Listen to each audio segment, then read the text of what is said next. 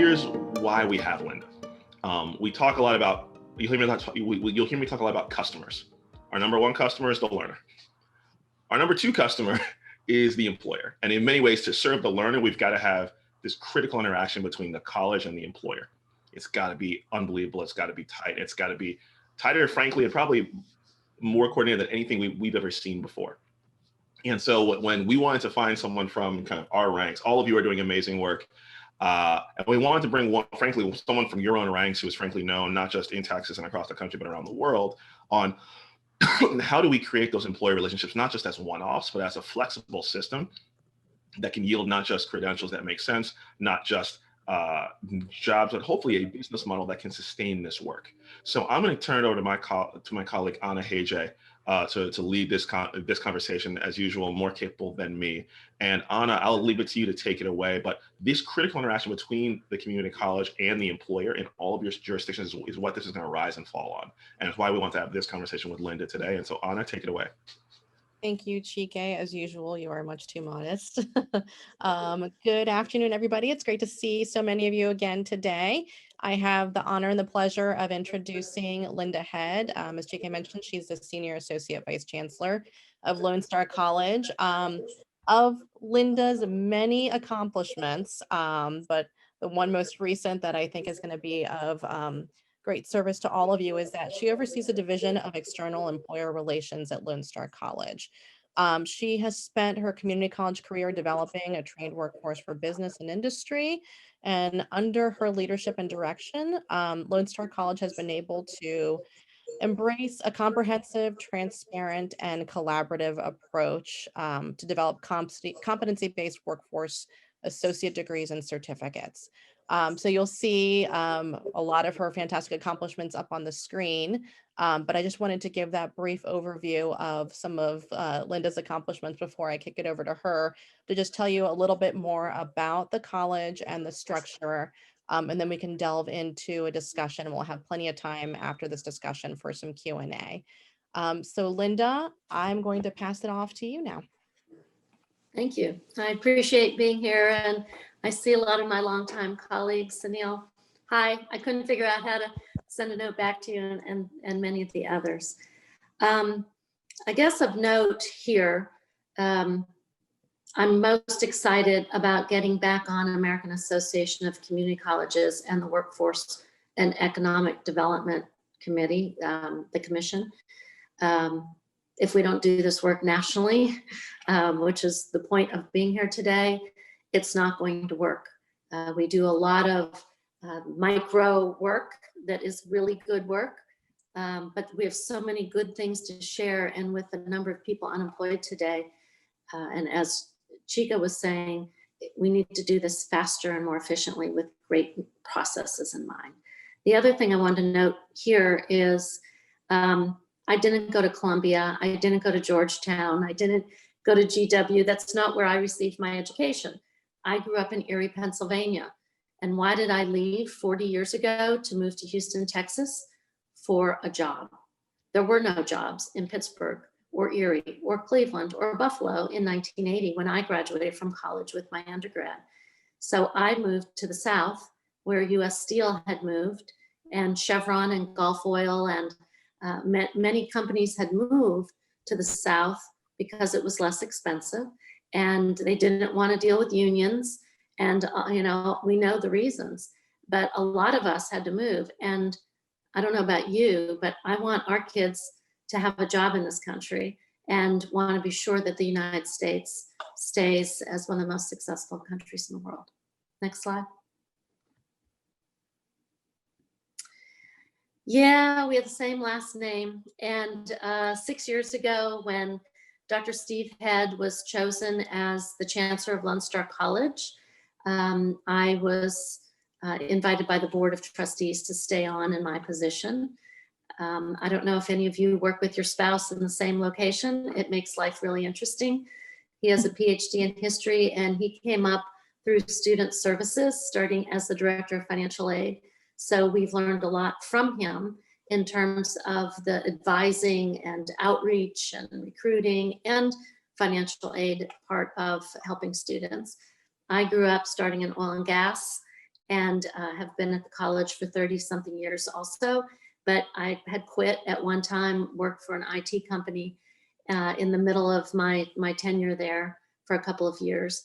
And so he learns from us and from our entire team at Lone Star College.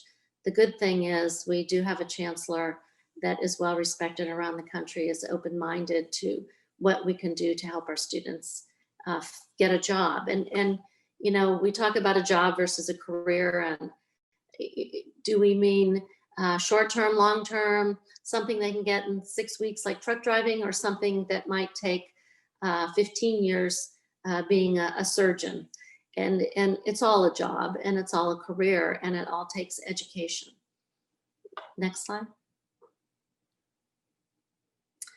These are some of our fast facts about Lone Star College. You see we have a little map of Texas over there. If you don't know who the Lone Star State is, it's Texas. If you don't know where Lone Star College is, it's located in Houston, and our headquarters is actually in the Woodlands. We are a college of around 90,000 students. You can see how many military, how many employees we have, full and part-time. We are fiscally sound. Our part of Houston is about 2.5 million. But when we talk about some of what we're talking about today in the non-credit world, we have taught all over the world, as many of you have. And when we're, the larger employers are global in nature, it helps us to get around the world to see what they're talking about and what they're having to deal with. And with all the scuttlebutt we've had to change around COVID-19, our employees are still local, our students are still primarily local, and but our employers are trying to hold on to their hats while they're managing business in Asia or Africa or South America or all of the above.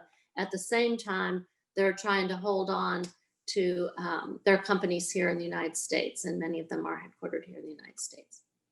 We have 7 campuses. It sounds great, and people from smaller colleges all say, well, you don't understand us, we're rural, we're small, we don't have as many resources as you. Perhaps not in certain ways, but Houston is one of the most diverse cities in the United States. The minority is the majority, as Laura Morello, the head of the Houston Hispanic Chamber, likes to say. We are a majority Hispanic, and then Caucasian, Anglo, African American, and Asian is how we divvy up our ethnicity these days at Lone Star College and in Texas. But we are very diverse also economically. We have the poorest school district in the state of Texas is in our service area, and one of the wealthiest. So we also have lots of highways. It takes a long time to get to one of our 7 campuses. So we also have multiple centers. We've tried to get into different neighborhoods. Transportation is certainly an issue. Those of us that have part urban, part rural, part suburban have, and when those of you that are talking about money, very hard for students around finances of transportation. Not everyone has a car. In states like Texas, we don't have great public transportation like you do in New York, where you can get on a train and go, or a subway. We don't have that. And so how do you get students back to back? So we have those kinds of issues. Next slide. I think we're ready for the first question. Yes, thank you. So I think what would be helpful for us to hear would be, to talk a little bit more about why you think you've been so successful in getting employers and industry to the table, and sort of what that process has looked like. Well, one of the first things we did, my tenure at Lone Star personally, was I started as adjunct faculty when I left an oil company to have my first child, who is 35 years old today. And I started teaching part-time as a way to get in full-time, and thought I was going to be a stay-at-home mom. I didn't do that very well. and came back to work full-time as a full-time professor pretty quickly. And as I moved into this role and in our work in workforce education, credit and non-credit, realized that we have to have organizational structures first that work so that employers don't have to go to 7 different campuses for what they need. Again, they're busy on other things. So when they work with Lone Star College or work with your college, they don't care whether CE is over in that building and credit machining associate degrees in that building, but CE machining's in that building and job placements over there and reports to somebody else. And if I want to talk to the foundation, oh, well, that's somebody else who probably reports to the chancellor. It's very confusing and very annoying. So what we did is we brought as much of that in one place as we could. And you can see that our team includes workforce operations, all of it. Our workforce development office isn't CE, isn't adult education, isn't associate degree development, it's all of it. So I'm going to show you in a sec how we develop our programs closely tied to employers, and it doesn't matter what it is, or if it's an industry certification that we're going to embed into Amazon Web Services, into a college credit associate degree, or into our new baccalaureate degree of cybersecurity. Maybe we're going to embed it in there, but our office stays involved. Grants, lots of grant money out there right now, which is fantastic for us to be able to help the community get back to work and help employers get incumbent workers trained or get a trained workforce pool. But if that's under our CFO, but we have a department that works really, really closely with the CFO, and we manage about 25% of the grants at the college. Dual credit, we got involved in that this year. Found that dual credit and working with the high schools was course by course by course.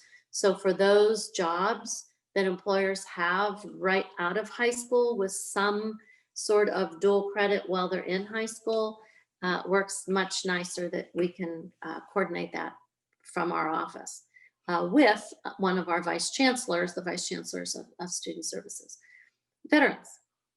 Who doesn't want to hire a veteran, right? Every employer we talk to wants to at least want someone that has those get her done skills, attention to detail, problem solving, respect, showing up on time, all those great behavioral skills. And so we moved veteran services, both the advising and outreach and the financial aid within our division. Lone Star Corporate College. Our prior chancellor started the corporate college, and that is where we conduct customized training for incumbent workers. In Texas, you were talking, those of you from Ivy Tech, about your state and how great your state is about helping train incumbent worker training and also understanding having to train the community. So does Texas. And on Friday, we have a meeting with the Texas Workforce Commission commissioners because we've done a really good job in customizing training. I was looking at numbers last night. We've trained about 6,000 incumbent workers over the last 10 years, just our college, and run a lot of money through that to develop curriculum that we can help with other employers. But again, it's under this external employer relations umbrella. Continuing education is also under this umbrella. And I saw Connor O'Sullivan, who leads that for us, is watching today. And continuing ed is centralized.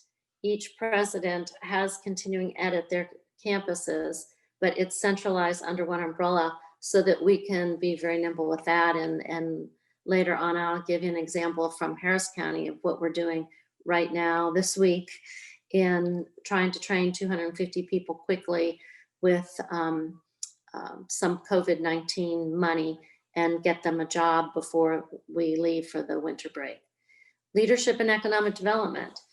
We run you probably all have business community organizations where once a month you get 30 business professionals together and you learn 1 month about roads and highways, 1 month about the prison system, 1 month about education, 1 month about the judicial system.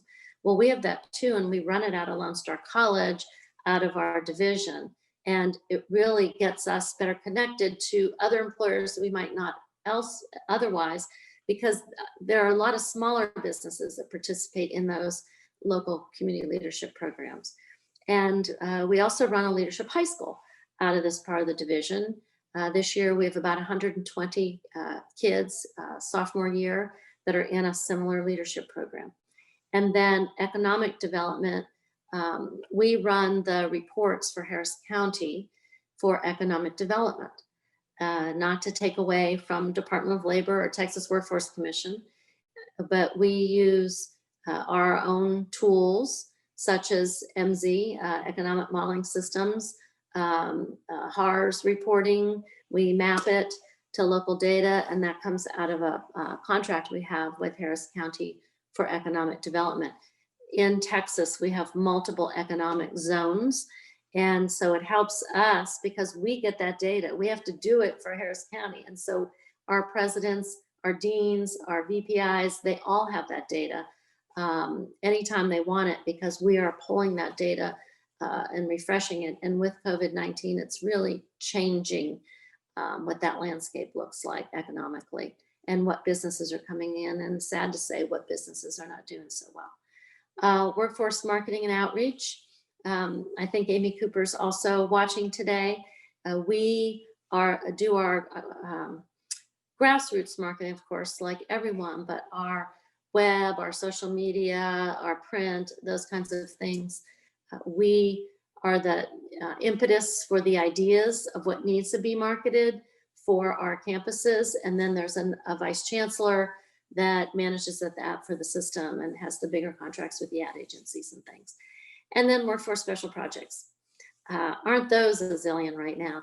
And the good news is we're ready, and we're ready to step up to the plate and help, whether it's a country, state, or city of Houston project. We have it all pulled together in one location. Thank you, Linda. Does that make sense, Anna? Yeah, absolutely. I mean, I think that it's really helpful to hear that a lot of what your special sauce is, or some of what your special sauce is, unifying all these disparate pieces under one office. And as you mentioned, just being a single voice and communication point to these employers. So as Kathleen just mentioned in the chat, one-stop shopping for employers. There are, there's so many threads that I could pull on based on what you shared. I think one of the things that I would like to get a little deeper on, if you could, is to talk more about the employer relationship piece and talk about sort of how those relationships are, how you're reaching out to employers, how you're getting them to the table, and how you're keeping them at the table. If you could talk a little bit more about how that's managed. If you show the next slide, I'll show you our process that we've been developing over time. And the colors reflect kind of chunks of the process. I'm not going to go into all 10 steps in great detail, but in terms of employers, let's start with 10. So 10 is program evaluation. Annually now, we are conducting a deep dive into our current programs using data primarily. And we use 4 key pieces of data to do that work. And part of it, again, is pulling the current labor market so that we can see what is going on today in employers. And when we pull that labor market data, not only are we looking for job titles, we're looking for specific employer names. We're looking for what educational level, whether it's bachelor's, associate degree, high school, plus some industry certification, or just high school, or not high school at all. We're looking for behavioral skills that are needed, technical skills that are needed, and then we pull employer information from those lead employers so that we can get ready for steps 3, 4, and 5 and start pulling together our focus groups. But also in step 10, we do a lot of analysis in terms of looking at our programs themselves. Then in step 1, we are recommending programs of study for our own institution to keep our programs relevant, to keep our faculty trained in the certifications and accreditations that they need to be, to embed certifications within our current programs of study. And one of you was saying earlier, so that we can really create a true pathway. And I'll talk about that. Anna, I'd love to have you ask me a question about pathways after we get through this employer piece. Then part of it's just expertise. It is what my division does for a living. So we take our own professional expertise, and from what we know from working with industry, from sitting on multiple councils on the Greater Houston Partnership, Upskill Houston, where 25 employer companies across industry are sitting, from sitting on the Greater Houston Women's Chamber of Commerce, from being involved in the Greater Houston Hispanic Chamber of Commerce, from being involved in the Texas Higher Education Coordinating Board and on their Workforce Council, from working and following the Texas Workforce Commission commissioners. Those are some of the ways in this part of the process that we learn, we hear, we listen, and we run a corporate college.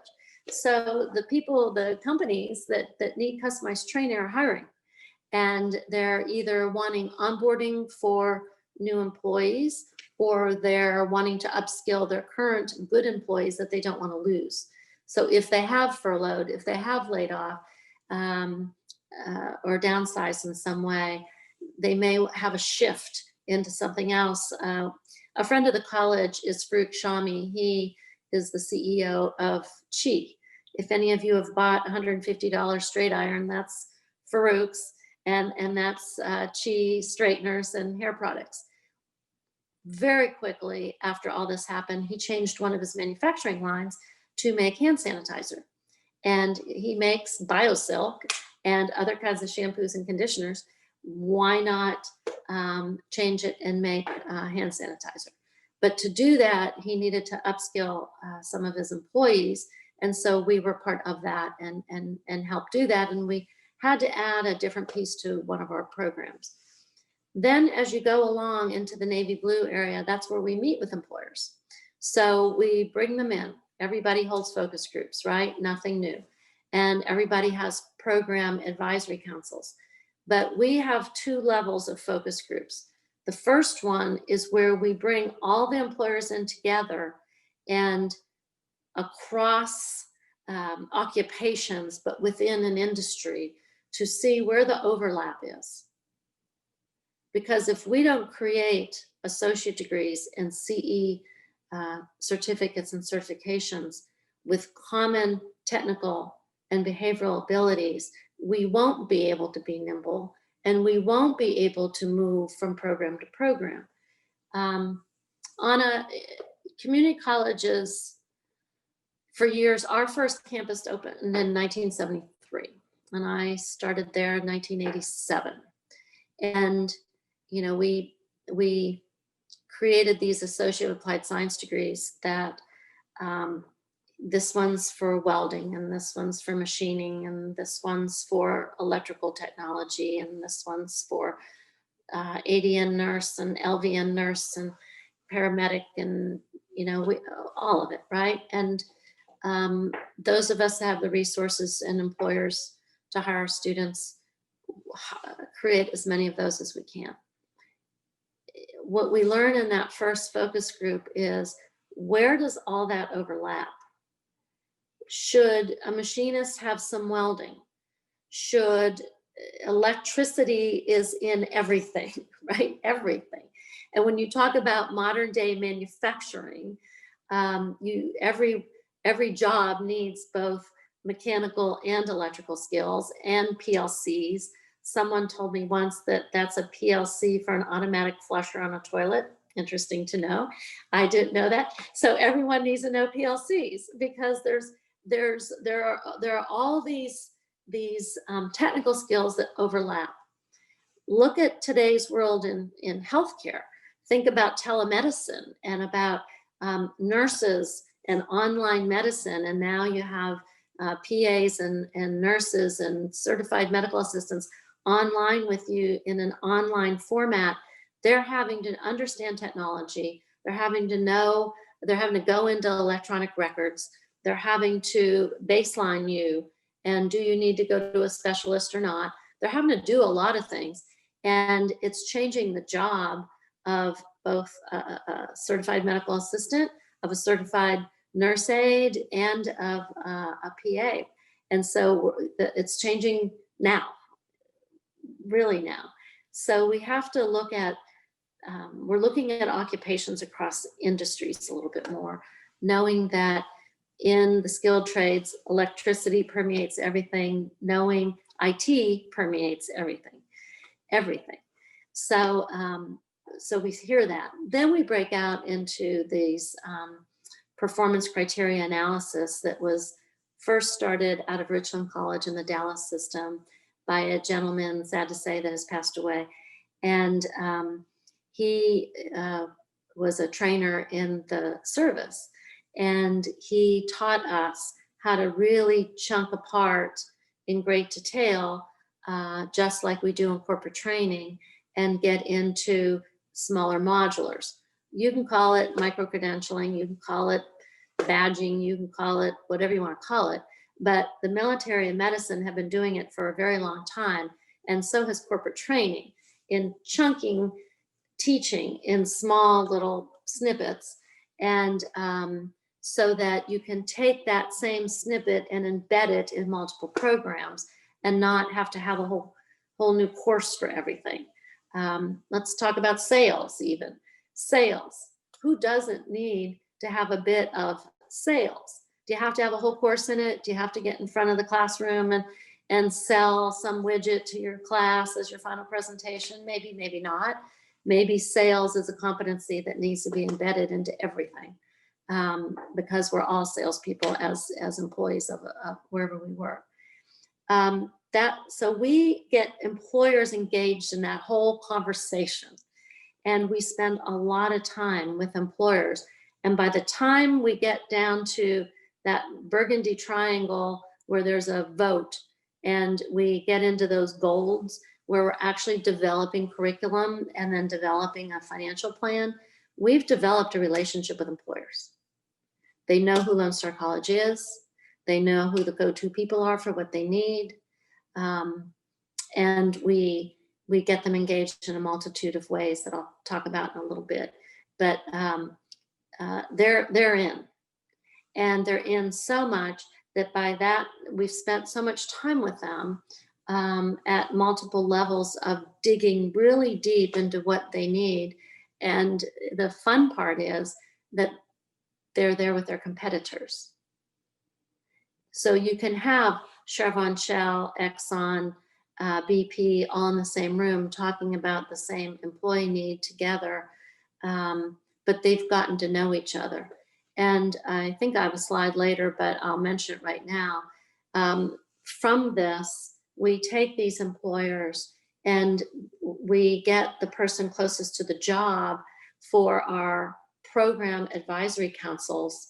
And we take the executive level folks and we create chancellor advisory councils.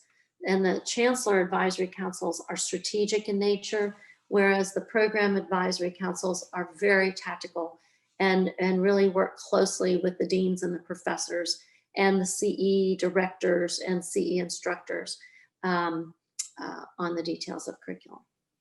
Thank you, Linda. This is a fantastic visual and a fantastic wheel. And in a lot of ways, what you have is very much reminiscent of an industry partnership.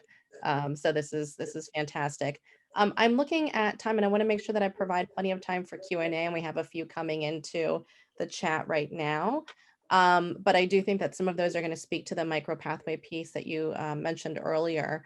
The first question that I have from Stacy and Ivy Tech is if you could speak to the extent of Lone Star's use of PLAs, prior learning assessments, particularly when you're integrating the non-credit to credit pathways and some of the barriers to the number of credits that you can award towards a credential. You know, if I could grab the whole PLA department, I'd grab that too. But I just can't. It is so important. You know, you'll laugh, but I have two different offices, and right now, by the way, I am on vacation. That's and with my husband. It's been 6 long months. We're being very safe.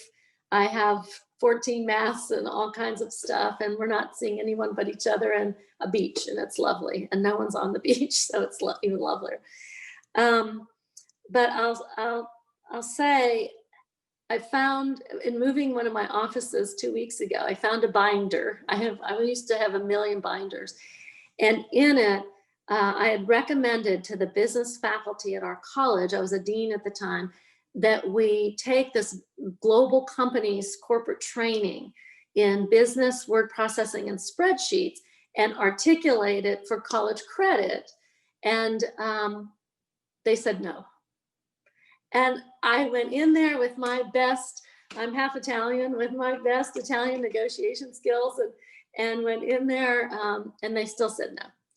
But I still have that darn binder, and I bet that was 20 years ago. Fast forward to today, I went back to the business faculty, but I used one of my direct reports who doesn't coerce the same way I do, I suppose. And he sold them, and at least giving 6 hours of college credit to anyone that goes through any branch of the service for problem solving and decision making, which is a business class, and for supervision and management, which is a business class. Hallelujah, right? And it's taken 20 years. It's crazy. Part of it is our accreditation agencies and the rules of the credentials of a continuing ed instructor versus a credit instructor, and what you can get away with when you're hiring someone for customized training or for continuing ed. The easiest way to get around it is by the industry credential. So we have really made sure almost all of our workforce, CE workforce, non-credit, has an industry credential attached to it. So that way, we're articulating the credential for college credit, not the course. The course by course continues to be problematic, but the credential works. So AWS welding works. NCCER pipe fitting works. Law Enforcement Academy, Texas Association, Texas Commission on Law Enforcement works to go into a criminal justice or a law enforcement program. So we're doing it that way. The other thing that works is our employers again. So we have a very large manufacturer, Daikin, Goodman. Goodman Manufacturing was US, Daikin Japanese. They merged together a few years ago.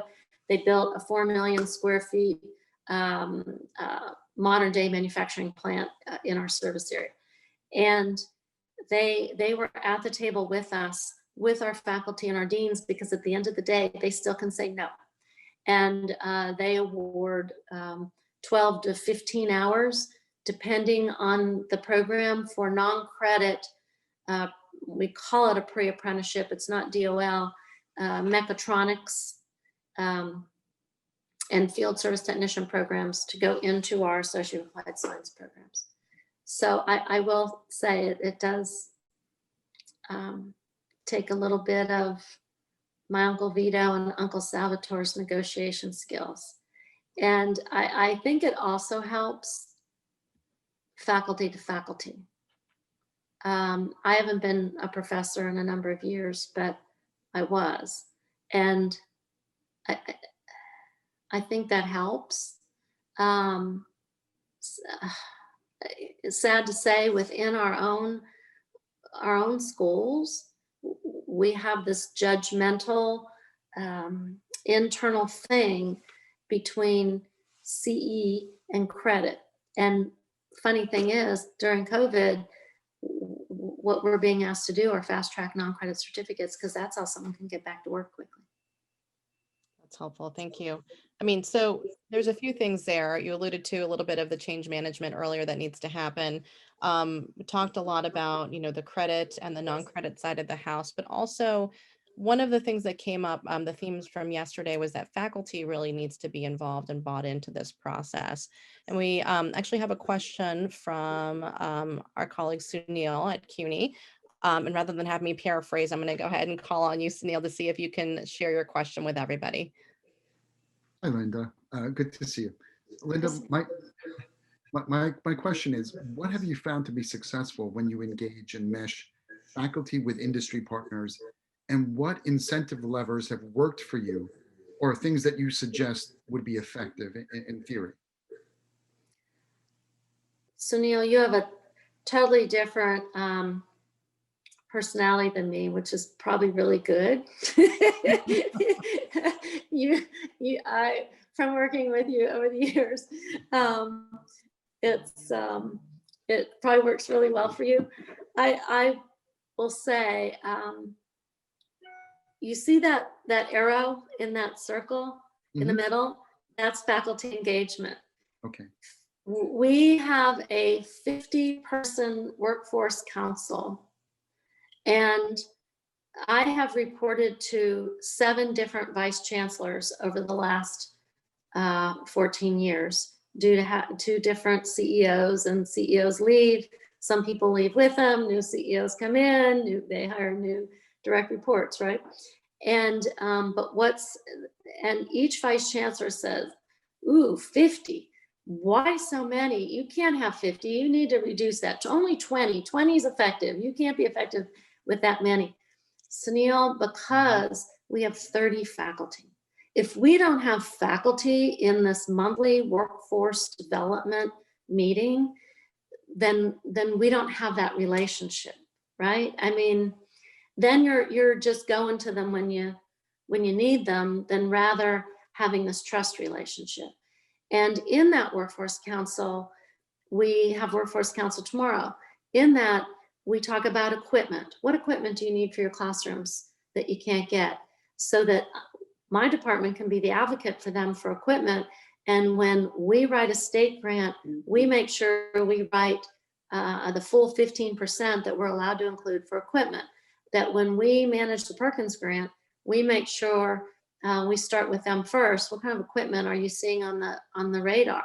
When Cisco changed their national global certification, and they moved some of the CCNA certification down, or CCNP down to CCNA level, and our deans came forward, they needed 1.2 million in new technology to be able to teach CCNA, and they gave us a few months notice, like, how are we going to do that? But they came to us first, and they came to Workforce Council first. Not to take anything away from our presidents, our campus presidents, or their vice presidents. It's just that this council is a place of trust. And we talk about all of it. We talk about workforce advisors that some of you call career navigators. You need them. We need them. Our Perkins money this year is being used for career navigators. We hire a lot of them, and they're really important for case management for our students. Lab coordinators. We have lab coordinators in biology and chemistry. Why don't we have lab coordinators in welding? How do you go from station to station to station with 15, 18 students in there and give them all the attention you need? We talk about that. We talk about attendance at organizations and professional development money. There's not enough money. Often it's called travel, right? Travel. It's not travel, it's professional development. And we're training our own people by getting them involved in your state workforce organizations, by allowing them to attend NCCET and NCWE and AACC's WDI and all those things that administrators get to go to, but the faculty never do. So we always put that on the table. I suppose we're the advocacy group, and they know that. Sorry, that was a long answer to a short question. Thank you, Linda, and thank you for your thought leadership in this. Really appreciate it. Good to see you. Thank you. Thank you, Linda and Sunil. So we have one more question from Lisa Bauer from Greater Washington Goodwill. Lisa, I don't know if you want to share your question with the group. Hi, I was just looking for some additional clarification, Linda, when you said that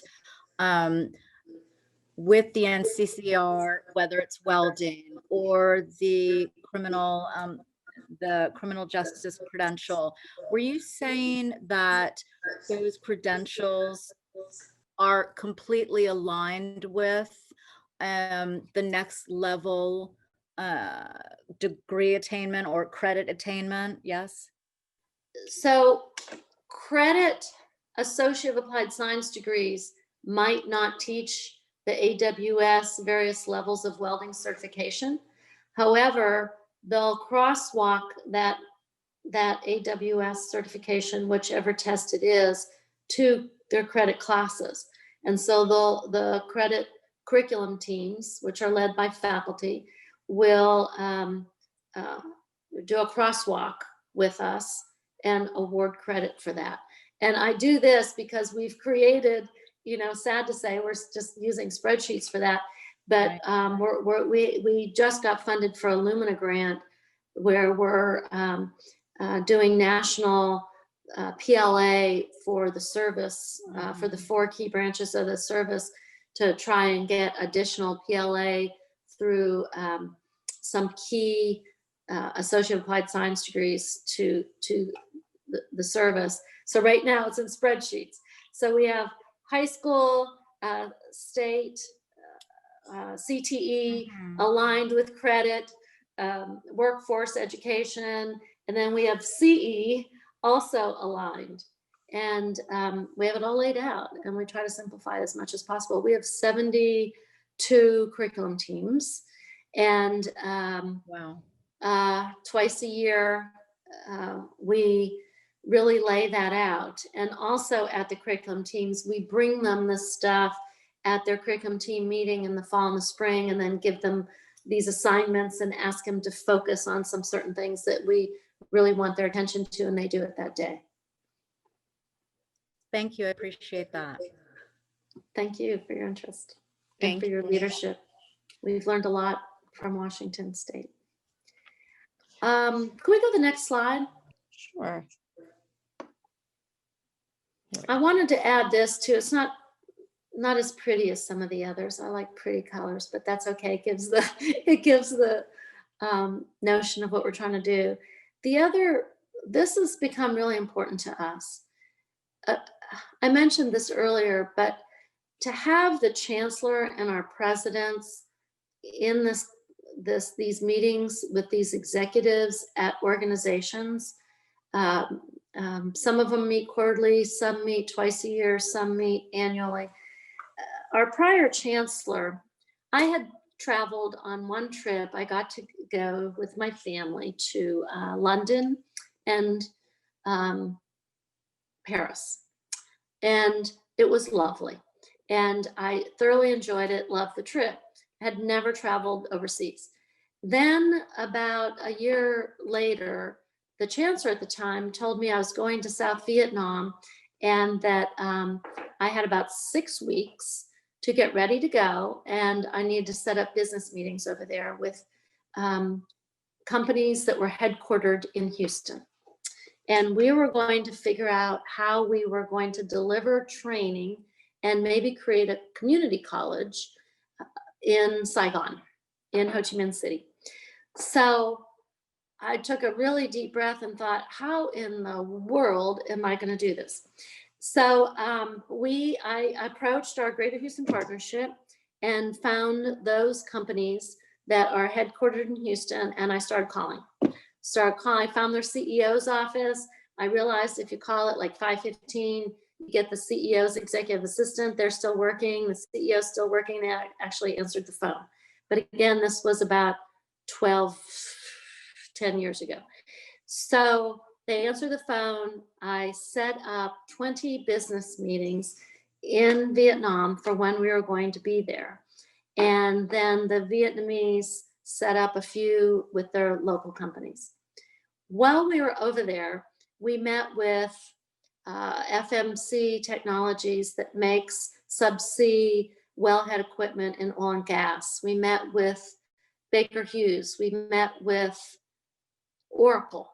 And Oracle is headquartered in California, of course, not Texas, but we, a prior HP person was now leader of Oracle. And so we had a partnership, and we had a huge conversion to Oracle, and our chancellor had a connection. So we met with Oracle while we were there. We met with the Gap, just because they're very involved with American Association of Community Colleges, had a relationship there.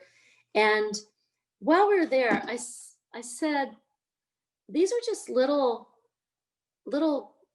representatives. This isn't corporate headquarters. Corporate headquarters was back in the United States. Why are we over here? Why don't we create a global advisory council and include the offices in key countries that we might want to work with as part of internationalizing curriculum and international education and maybe even corporate training, and making a little bit of money from it in the corporate training side. But so we did. And we had to hold those meetings at various times of day and stuff because of time zone changes and all that. Then we worked in Jakarta, Indonesia, and we actually had a accredited community college in Jakarta, Indonesia for 4 years, and traveled back and forth there. And we held focus groups of employers over there. And then I got to pick the next place. And since we're so involved in oil and gas in Texas, I asked if we could go to Brazil. And so I was sent to Brazil with the head of the Texas Brazil Chamber of Commerce. And we were down there and had business meetings there with everyone we could think of. And then the employers on this advisory council said, why are you going over there? Why are you doing that? Why don't you just meet with us right here? Because HR corporate was in Houston or in Texas someplace. And so we did focus more on that. It helped us though, as a college, to understand what global means. And our leadership at our college knows what global means. When we have General Electric, if we have GE or Siemens or Boeing or Toyota, and in Houston, that's not Toyota, it's everybody. And so these employer advisory councils at the CEO level are divided by industry. We have one for manufacturing, one for petrochemicals, one for construction, all of it, whether it's residential, commercial, civil, or industrial, all of it. We have one for IT because CIOs are a different breed, and we want to be sure we're talking CIO to CEO and president level, and we want to understand their vision differently. Healthcare, we're meeting with CEOs, but some of the CEOs are suburban hospitals or other hospitals that aren't in downtown in the medical center, but they're all CEOs still, so we include all of them. But it really works for strategy, and we can ask questions of them, and it also gets them to help participate in our foundation and in getting more people in their company involved with our college. Because if they're involved, don't you know, their VP of HR, their VP of gift giving, their VP of operations, whatever it is they do for a living, their head of nursing is going to be involved with us because they feel like family to us. And they truly are like family. It's a deep relationship. When my daughter got married a few years ago, and she said, who's that and that and that? I said, well, they're friends of mine from work. She goes, well, I don't know them. I go, well, I do. I've spent lots of time with these people. So I'm inviting them to your wedding. And they become friends. And it has to be at that relationship level. And then the program level advisory committees are still the people closest to the job. You want someone that's a welding supervisor and or an HR recruiter at the level of your program level advisory committees, right? I mean, who's going to decide what kind of welding do you need? Stick, MIG, TIG? Do you need the tri-phase thing? Do you need the, what do you need? And do you need steel or titanium or aluminum, or what kind of metals do you need? And do we need that that new kind of welding that's more like a welding dust? And we need to do, should we buy the welding simulators? Does that work? That's programmatic. That's where the faculty and the deans are involved. That's really helpful. Thank you. Those relationships are so important for the connective tissue of the work that we do. And I'm curious, one of the challenges that I often hear from folks as they're developing these partnerships with employers is a reticence on behalf of these employers, particularly small and mid-sized businesses, to share this industry intelligence sort of across their competitors. And I'm wondering how you've approached this and how you've been able to get beyond it. The agenda of our meetings are always the same for the chancellor level. They're always the same. And the agenda is a 20-minute update or so from the chancellor, and we write the chancellor's notes. We write them, and we write the things that we know they're interested in hearing, not necessarily what the chancellor, what the chancellor wants to say, but what we think he needs to say. So it's not just because I know this chancellor pretty well, it's I did it for the last chancellor. So we write the speaking notes. They don't care about state legislators and what they're deciding in Austin and how much our budget is and how much money that someone's asking for they don't care about that. They care about themselves. So they want to know, what are we doing that impacts what they're doing? And we don't talk about all that other stuff. And we keep the chancellor really till about 12 minutes, because about 8 minutes are introductions and everyone gets to speak. Everyone's an equal in the room. Everyone gets to say hello and talk about who they are and what they do. Then we run out of the room before COVID. We're starting them online next Thursday, and run out of the room, get food. We serve them food, and then I personally lead a guided discussion. And the guided discussion, we create 10 or 12 questions, and we make sure that they're doing all the talking.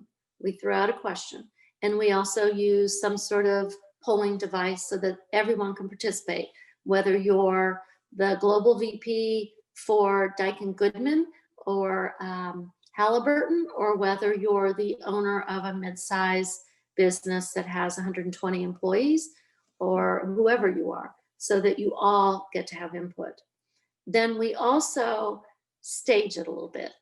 And I probably shouldn't say that out loud, but we do stage it a little bit.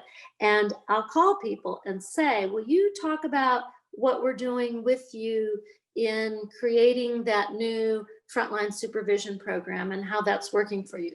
Would you talk about how we did a customized job fair for your company that just expanded and built a new manufacturing plant on the north side of town? Will you talk about so I call on them, and then I'll say, John, what can you tell the room about this? And then that sparks the conversation. So like you're doing today, getting everybody the ability to have a conversation and to participate keeps them engaged and involved. And some of them have been showing up every quarter for 9 or 10 years. And when they retire or go to a different company, the cool thing is when they go to other companies, they want to stay on. They want to stay on the advisory committee, and people stay on when they're unemployed. I mean, these are executives. So out of respect to everyone, if you've been an executive level person in a large company and you lose your job for 6 months, we still want your expertise, and we still want you to come back, and we respect them, and they respect that we do that. And they want the network too, right? Especially in these uncertain times, because people go from company to company. So part of it is just self-serving amongst them so that they're building their own network. So if you work at Exxon and Exxon's going to let go 10,000 people, well, you might land a job at Chevron. So because of these relationships they're developing with each other, it's really interesting. And some of them decide to come teach for us. They decide, you know what, I'm going to hang this up. I am 58 years old. I don't want to do this anymore. Maybe I'll take that job that pays 68,000 plus a market stipend and gives me 6 weeks off, and I get to help people and I get to teach about the things that I've done my whole life. I'm really, and that happens too. Thank you. That is fantastic to hear. There's a couple more questions coming through the chat. We have about 4 minutes left.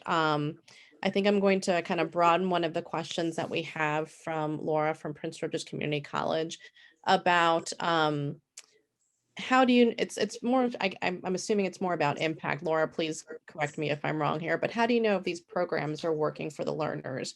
But by the same token, how do you know when they're actually working for employers and the learners are being retained and they're advancing within the company? Can we go to the next slide real quick, and I'll address that in about 2 slides. So these are our areas of study. You know, pathways is what we call it now. We have had pathways in workforce education forever. Everything's always been a pathway, right? And the pathway in workforce education, people come in and come out. Could you go to the next slide? In these buildings, we were approved for a bond in 2014. We're finishing up our construction of these buildings. These buildings, we're seeing our own students come back and recruit for this happens to be energy, manufacturing, and skilled trades, because we had updated all of our facilities for healthcare in a 2010 bond. But they're coming back and they're recruiting out of these buildings. One more slide.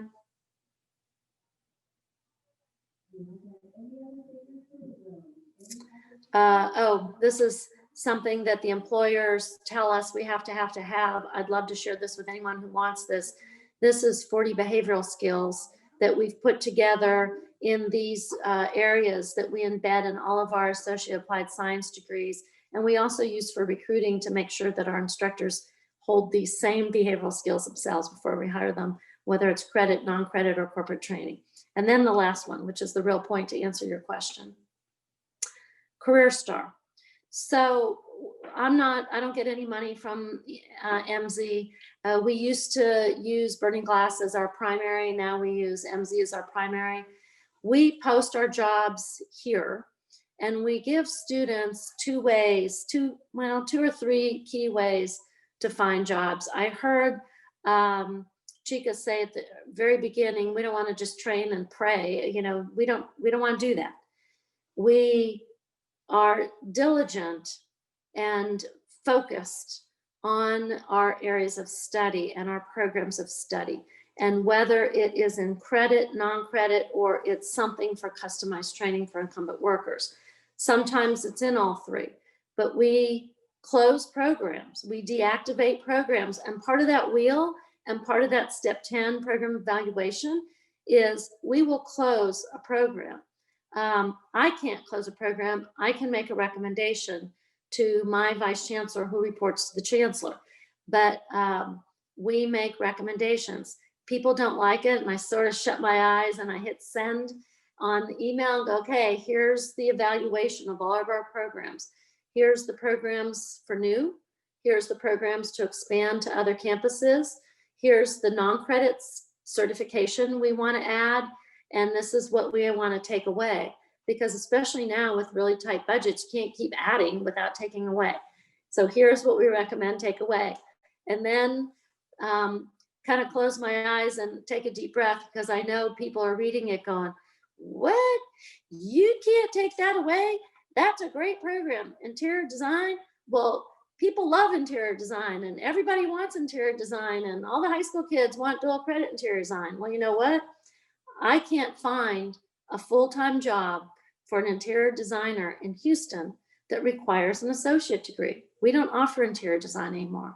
And it's not to say that some of you can't do that. Depends where you are. Maybe in New York City, there's jobs for interior design and fashion design and all that kind of stuff. We don't have those programs at Lone Star College anymore. And so we've closed programs. And so that helps us a little bit know if they're going to get a job, because we're watching the job postings and we're talking to our employers all the time, and we know where the jobs are. And this data, the student, the advisor, the faculty, the mom or dad, the husband or wife can also use this for nothing. And they can go into this and they can peruse the jobs, so they can make sure there's jobs. Second thing, in this tool, it helps them prepare a resume. So they'll all have a resume. And we also have another tool that we use called Perfect Interview. And so we give them practice interviews so that they're prepared for their interview. And then we also bring employers in to help with practice interviews, which is really fun. And we also used to have traditional career fairs. Of course, we're not having them right now. So we're putting together a virtual career fair right now that will be the first week in December. Haven't tried it yet, but we've done a lot of virtual interviewing and connecting already, because we've had specialized career fairs for companies that are expanding or moving new to Houston, and they're hiring new employees to ramp up. Thanks. That's really helpful. I think we have a few more questions coming through the chat, but we're at time. So I do want to share that Linda has graciously offered to be part of our advisory council. So this will not be the last time you will hear from her. Linda, I think I speak for everyone when I say that I could spend another hour unpacking the nuts and bolts of this with you. And I'm only sorry that we don't have any more time, but we greatly appreciate the time that you've given us, taken away from your vacation. And we really look forward to engaging with you more in the future on this. So, silent applause for Linda, or the clap feature. But thank you so much for joining us today. I appreciate you inviting me, and please share these slides with anyone. They can, whatever this helps, and my phone number is my cell phone. Call me anytime, and it's great seeing all of you. Thank you. You're doing fantastic work for this country. Appreciate it.